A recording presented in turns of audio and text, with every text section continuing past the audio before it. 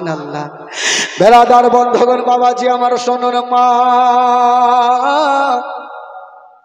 আমার নবী যেমনই জঙ্গলে গিয়েছেন বাবা, যেমনই জঙ্গলে যেতে নাই ওই বাঘের সর্দার বলতে লাগলো, রে বাঘেরা, ওই যে দেখ দয়ার নবী মোস্তাফা চলে এসেছে, মামেনার কলেজা টুকরা চলে এসেছে, আব্দুল্লাহর নয়ন তারা চলে এসেছে, আব্দুল মুত্তালিবের পোতা চলে এসেছে, তোরা তাড়াতাড়ি করে যা আর নবীর কদমে চুমা দিয়া দে।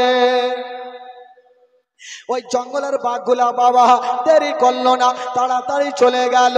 আর যেমনই যেতে নাই একটা একটা করে বাঘগুলা গেল আর আমার নবীর কদমে চুমা দিয়ে দিল। নবীর কদমে চুমা দিয়ে লাইন ধরেছে। আমার নবী বলল, বাঘেরা আমার মায়ের বকরিগুলা কোথায় আছে বলো। বাঘ বলছে, আমার মায়ের বকরিগুলা কই? বাঘগুলা বলছেন, নবী গো, ইয়া রাসূলুল্লাহ, আমরা সারা রাত ধরে বকরির পাহারা দিয়েছি, একটা রুম পর্যন্ত ক্ষতি করি নাই। নবী গো, আমরা বকরির পাহারা দিয়েছি, ইয়া রাসূলুল্লাহ, আমাদের খাবার ইচ্ছা ছিল না, আমাদের ইচ্ছা ছিল আপনার সঙ্গে দেখা করা। শুধু আপনার সঙ্গে দেখা করাই তো ইচ্ছে ছিল নবী গো। আমার নবী আর দেরি করলেন না বাবা, বকরিগুলাকে সব নিয়ে এসে আমার নবীর সামনে লাইন ধরালেন। আমার নবী বকরিগুলাকে নিলেন আর বাড়ি পৌঁছে গেলেন। যেমনই যাওয়া, মা হালিমা দেখে মাথায় হাত দিয়েছে, বাপরে, বকরি আমার কি বলে বাঘ আমার ছেলেকে খেলো না, ঠিক আছে, বকরি পর্যন্ত খেলো না, না এ আমার ছেলেকে কিছু আছে, এটা ছেলে দিয়েছো না আল্লাহ, কি তুমি দিয়েছো আল্লাহ গো, এই ছেলেকে আর আমার বাড়িতে রাখবো না, যদি কিছু হয়ে যায় তো হালিমাকে কি বলে আমেনাকে মুখ দেখাতে পারবো না, এই ছেলেকে আমি নিয়ে চলে যাব। এখানে অনেক ঘটনা আছে ভাই, এই ঘটনাটা যদি বলতে যাই তো 4 দিন সময় লাগবে, 4 দিন সময় লাগবে ঘটনাটা বলতে। তো মা হালিমা যখন আমার নবীর বয়স হয়ে গেল 2 বছর, জোরে বলুন সুবহানাল্লাহ, কয় বছর হইল? 2 বছর যখন আমার নবীর বয়স, তখন মা হালিমা ভাবছেন আমার সন্তানকে রাখা যাবে না, আমার সন্তানকে এবার জমা দিয়ে আসবো। মা হালিমা আমার নবীকে নিয়ে চলে গেলেন বাবা। যেমনই যেতে নাই মা হালিমা যেমনই আমেনার সামনে গিয়েছেন বাবা, মা আমেনা আমার নবীকে দেখবেন বন্ধুরা, কিন্তু বেরাদার কেতাবে লিখছেন বাবা, ওই সমাতে যেই সমাতে আমার নবীকে মক্কা নগর নিয়ে গেলেন, মক্কা নগরে একটা অসুখ ছিল বাবা, বাচ্চাদের ধরলে বাচ্চাগুলা জিন্দা থাকলো না। মা হালিমাকে বলছেন, হালিমা বহিন তুমি 2 বছর রেখেছো, আর কিছু দিনের জন্য নিয়ে যাও। মা হালিমা আবার নবীকে নিয়ে বাড়ি পৌঁছে গেল বাবা গো। থাকতে লাগলো কম বেশি, যখন নবীর বয়স হলো 2.5 বছর। কয় বছর? তো মা আমেনা বলছেন, আচ্ছা বলুন ভাই, আমার নবী যার কাছে থাকবে তার লাভ হবে না লস হবে গো? জোরে বলতে হবে। লাভ হবে, লস কখনো হবে না। তো মা হালিমার বাড়িতে আমার নবী আছেন, তো মা হালিমার বাড়িতে উন্নতি হতে লাগলো। আজকাল যখন আমাদের আপনাদের বাড়িতে উন্নতি হবে তো আশেপাশের লোকজন কুটনামু করবে কিনা ভাই? একে কি করে ছোট লোক বানাবো? নিজের ভাই লেগে যায় পিছনে, অন্যর কার কথা বলবো, কি করে ছোট লোক বানাবো? তো মেয়েগুলা ভাবলো, হারে এই সন্তানটা হালিমার বাড়িতে যতদিন থেকে এসছে হালিমা বড় লোক হতে লাগলো, এই সন্তানটাকে কি করে ভাগাবো? মানে আমার নবীর কথা বলছে যে কি করে ভাগাবো, এই তাল মিলেছিল মেয়েটা। আর ওইদিকে মা আমেনা বলছেন, আব্বা গো অনেকদিন থেকে বেটার খবর নেওয়া যায়নি, একটু খবর নেন তো হালিমা দেখভাল করছে কিনা। তো আব্দুল মোত্তালিব নিজের বেটা আব্বাসকে ডাকছেন, বেটা যা তোর ভাতিজার খবর নিয়ে আয়। আব্বাস তার বাড়ি নিয়ে তাইফ নগরে পৌঁছে গেল। একটা মেয়েকে ডাক দিচ্ছেন, বলছেন বহিন বলো এ মা কি বলে তাইফ শহরে হালিমার বাড়ি কোনটা? আর এমনই মেয়েকে জিজ্ঞাসা করেছে, ওটাই হইল মাইমোনা কুটিনি। খালা গে তেল্লো কা নাম হয় গে, কাউরে নাম থাকলে খালা রাগিয়েন না। আর কুটনি যারা হয় তাদের বুদ্ধি কিন্তু গিরহাতে গিরহাতেও হয়। আর ওই মেয়েটাই মাইমুনা কুটিন, মানে ওই মেয়েটাই মানে ছক কষছিল এই সন্তানটাকে কি করে ভাগাবো। আর ওই মেয়েটাকে আব্বাস জিজ্ঞাসা করছে হালিমার বাড়ি কোনটা, ওর তো এমনিতে মিজাজ খারাপ আছে। বলছে হালিমার সঙ্গে কিসের দরকার আপনার? তখন বলছে হালিমার বাড়িতে আমার একটা ভাতিজা আছে, হালিমা দেখভাল করে কি করে না, তাই একটু দেখার জন্য আসলাম। মেয়েটা ভাবলো একে এমনই তেল মধু খাওয়াবো যেন সন্তানটাকে হালিমার বাড়িতে না রাখে। বলছে হ্যাঁ গো, আপনারা কাজ কাম পাননি? বলে কেন? বলে এমন মেয়েকে আপনারা দিয়ে গেছেন যে আপনার ভাতিজাকে সকাল বেলাতে ঝুলনাতে রেখে দেয়, আর সারাদিন হালিমা বকরি নিয়ে ময়দানে থাকে, সন্ধ্যার সময়তে আসে, সারাদিন আপনার ভাতিজার ঝুলনা কেউ হিলাই না। আচ্ছা ঝুলনা বুঝলেন তো কি বলে আপনাদের ভাষায়? ঝুলাও না, আমাদের বাদিয়া ভাষাতে ঝুল্লু। তো ঝুলাও না। মা হালিমা আব্বাসকে বলছে ওই মেয়েটা যে আপনার ভাতিজাকে ঝুলনাতে রেখে দেয়, সকাল বেলাতে হিলিয়ে যায়, সারা দিন বন্ধ থাকে, আবার সন্ধ্যাতে এসে হিলাই। আব্বাসের চোখ কিন্তু লাল হয়ে গেছে। বলে তোমার কথা বিশ্বাস হয় না, আগে কোনটা বাড়ি আগে দেখা। বলে ওই যে ওটা বাড়ি। আব্বাস গেল, যাচ্ছেন বাবা, দেখছেন বাইরে থেকে তালা মারা। এবার জালনাটা খুলে দেখছেন বাবা গো আমার নবী ঝুলনাতে শুয়ে আছে, আর একটা ঝুলনাতে মা হালিমার বেটা শুয়ে আছে, আর দুইখানা ঝুলনা বন্ধ আছে। ওই মেয়েটার কথা বিশ্বাস করে নিল। আব্বাস তারবারে নিয়ে বসে গেল গেটে, আজকে হালিমার মাথা না কাটলে বাড়ি যাব না। বাবা গো তার বাড়ি নিয়ে বসেছে। বাবা সারাদিন পার হয়ে গেল, সূর্যটা লাল হতে যাবে, সন্ধ্যার টাইমে মা হালিমা বকরি নিয়ে বাড়ি ঢুকছে। আব্বাসকে দেখে একদম চুপচাপ দাঁড়িয়ে গেছে। বলছে হালিমা। বলে কি হলো ভাইয়া? বলে আজকে ঠিকঠাক জবাব দে, ভুল হলে তোকে কেউ বাঁচাতে পারবে না। বলে কি হয়েছে? বলে আমি ভাতিজাকে তোমাকে কিসের জন্য দিয়েছি? বলে দুগ্ধ পান করাতে, আদর যত্ন করতে। আচ্ছা তুমি সারা দিন যে বিছানাতে ঝুলনাতে রেখে দাও, আর সন্ধ্যার সময় আসো, আমার ভাতিজার ঝুলনা কেটা হিলাই?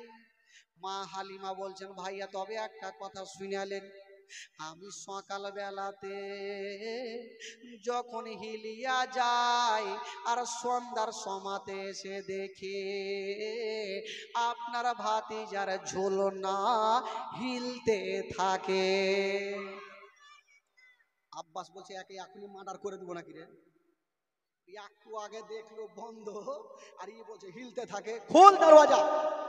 দরওয়াজা খুলে দেখা কোনটা হিলছে। মা হালিমা ভাবছে আজকে জান গেল, যদি আজকে ঝুলনা না হিলে তবে আজকে জীবন বাঁচবে না। তার বাড়ি খানা নিয়ে দাঁড়িয়ে আছে, আর মা হালিমা চাবিটা নিয়া তালাতে লাগায়া ঘুরিয়েছেন। বাবা যেমনই ঘুরিয়েছেন, বাবা গো পাল্লাটা সরাতে যাবে, আমার আল্লাহর অর্ডার হয়ে গেল। আল্লাহ বলে জিবরাইল দেরি করো না, তাড়াতাড়ি করে যাও, আজকে আমার হাবিবের দুধ মায়ের জানটা বাঁচবে না, তুমি যাও। আর নবী যে ঝুলনাতে আছে ওই ঝুলনাটা হিলিয়া দাও। জোরে বলুন আল্লাহ গো। কত জোরে যাব হালিমার বাড়ি? বলছে তুমি এত জোরে যাও।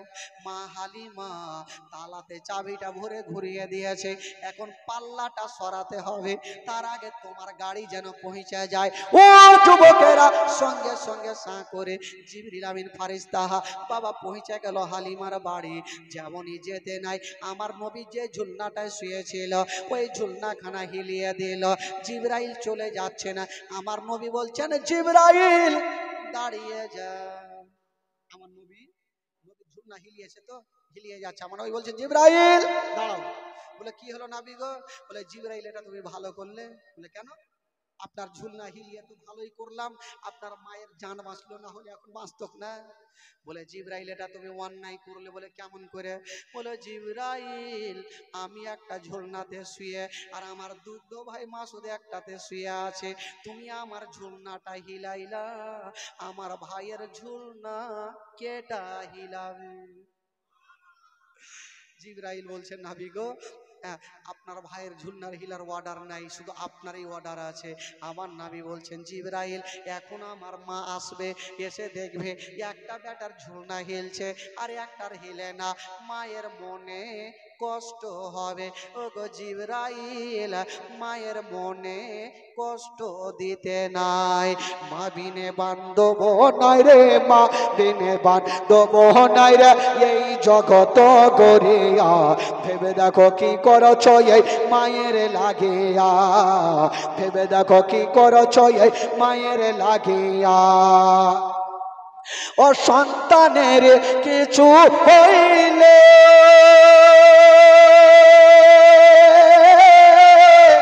আর মায়ের মনে আগুন জ্বলে, আর সন্তানের কিছু হইলে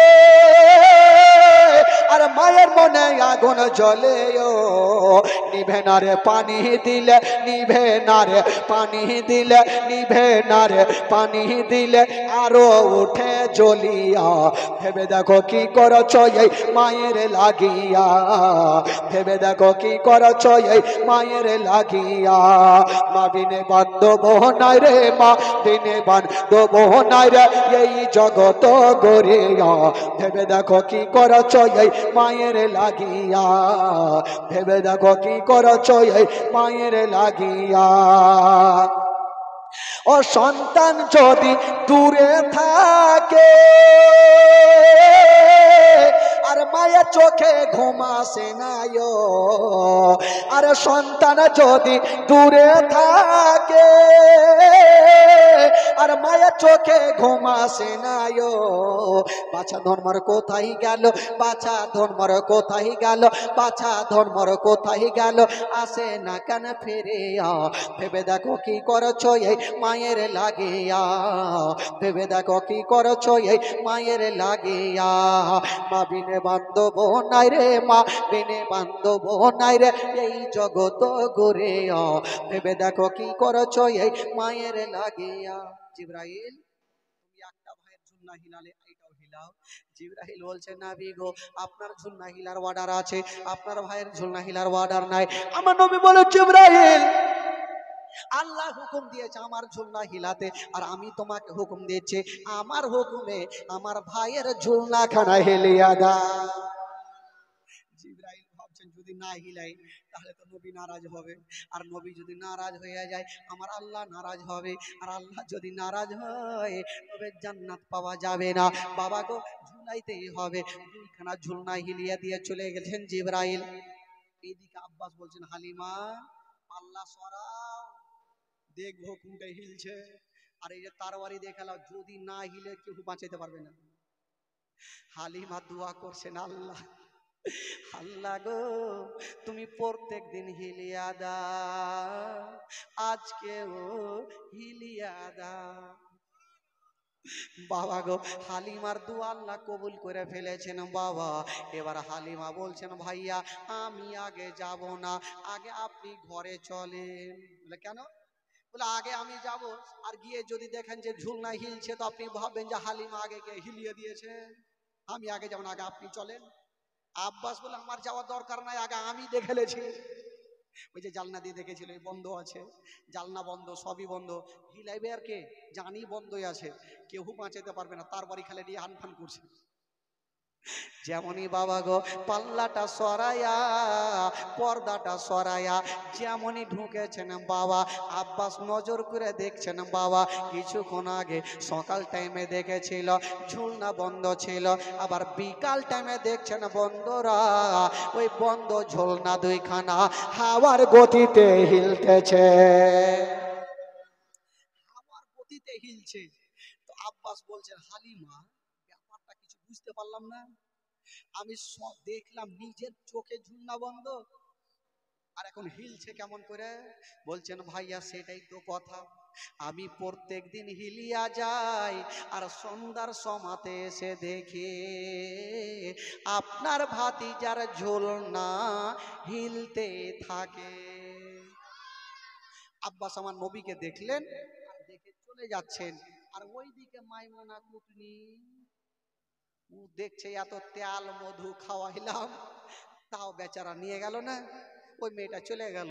আব্বাস একটু আগিয়ে গেছেন, দেখছেন কিছু কিছু ছোট্ট বাচ্চাগুলা ওই যে মেলার খেলনাগুলা নিয়ে খেলছে, কে পুতুলা, কে মোটর সাইকেল, কে আর কিছু নিয়ে খেলছে।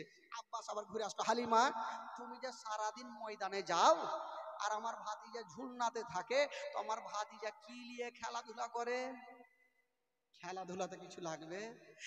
মা হালিমা বলছেন ভাইয়া গো তবে একটা কথা শুনেলেন, আপনার ভাতিজার খেলনা কোনো মেলাতে পাওয়া যাবে না, আপনার ভাতিজার খেলনা কোনো দোকানে পাওয়া যাবে না, আপনার ভাতিজার খেলনা কোনো স্ট্যান্ডে পাওয়া যাবে না। বললো কেন? বললো ভাইয়া গো আপনার ভাতিজার খেলনা পুতলার দরকার হবে না, আপনার ভাতিজার খেলনা মেলার দরকার হবে না, আপনার ভাতিজার খেলনা দোকানে দরকার হবে না। বললো কি খেলে? বলছেন ভাইয়া গো আপনার ভাতিজা যখন ঝুলনাতে শুয়ে থাকে, শুয়ে শুয়ে শাহাদত আঙ্গুলের যেদিকে হিলিয়া দেয় আসমানের চন্দ্র সেই দিকে ঝুঁকে যায়। আপনার ভাতিজা শুয়ে শুয়ে শাহাদত আঙ্গুলি যেই দিকে হিলায় আসমানের চন্দ্র সেই দিকে ঝুঁকে যায়। জোরে বলুন। তো যার ইশারাতে আসমানের চন্দ্র ঝুঁকবে তার জন্য দুনিয়ার খেলনার দরকার কি হবে? হালিমা বাবা গো আমার নবীকে দেখে আব্বাস বাড়ি চলে গেলেন।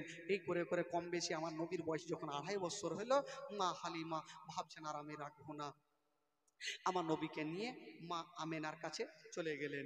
আর রাখবো না আমেনা, তোমার সন্তানকে তুমি নিয়ে নাও। এখানে অনেকগুলো ঘটনা থাকলো ভাই, শর্টকাটে আপনাকে চলি। মা আমেনা আমার নবীকে নিয়ে বুকে রেখেছেন। মা হালিমা হাজার হইল 2 বছর 2.5 বছর দেখভাল করেছেন, আমার নবীকে দুগ্ধ পান করিয়েছেন, ময়া মমতা বসে গেছেন। মা হালিমা আমার নবীকে ছেড়ে আসতে পারছেন না, চোখ দিয়ে পানি। আমার নবী বুঝে গেছেন, বলছেন মা গো তুমি কান্দিও না, বাড়ি যাও মা, বাড়িতে যাও মা, কোনোদিন যদি বিপদে পড়ে যাও মা আমার নামখানা স্মরণ করিও মা, তোমার সমস্ত বিপদ দূরে হবে মা। আমার নামখানা স্মরণ করলে তোমার কোনো বিপদ থাকবে না। মা হালিমা চলে যাচ্ছেন, বাবা আব্দুল মোত্তালিব কিছু সামানপত্র নিয়ে মা হালিমাকে দিচ্ছেন, বেটি হালিমা তুমি নিয়ে যাও। মা হালিমা বলছেন আব্বা গো আমি যা পেয়েছি অনেক পেয়েছি, আর আমার কোনো জিনিসের দরকার নাই। মা হালিমা আমার নবীকে জমা দিলেন আমেনাকে, মা হালিমা চলে গেলেন। মা আমেনা আমার নবীকে বুকখানে চেপে ধরেছেন, বাবা বাবা হারা সন্তান, আমার নবীর বাবা জগতে বেঁচে নাই। বাবা গো থাকতে লাগলেন, দিন যখন যেতে লাগলো সময় কাটতে লাগলো, এই করতে করতে মা আমেনার কাছে আমার নবীর বয়স হয়ে গেল 6 বছর। জোরে বলুন সুবহানাল্লাহ। কয় বছর হইল? 6 বছর হইল। বাবা গো নবী মায়ের গর্ভে থাকতে আব্বাকে হারিয়েছিলেন, আর 6 বছর বয়সে মাকে হারাচ্ছেন। ভাই এই ঘটনাটা আধা ঘন্টা লেগে যাবে, তো যাকে আপনারা আশা করি বিরক্ত হয়ে গেছেন আমি জানি, বাড়ি যাওয়ার তালে আছেন, কালকে বলবো না হলে। তাইলে আমি বিরক্ত হয়ে যাচ্ছি নাকি? মুশকিল ব্যাপার। এই খালা এই ভাই উঠা উঠি করে হ্যাঁ, যাকে একবার দূরত পাক পড়েন, জোরে সোরে পড়ুন আল্লাহ উম্মা সাল্লি আলা।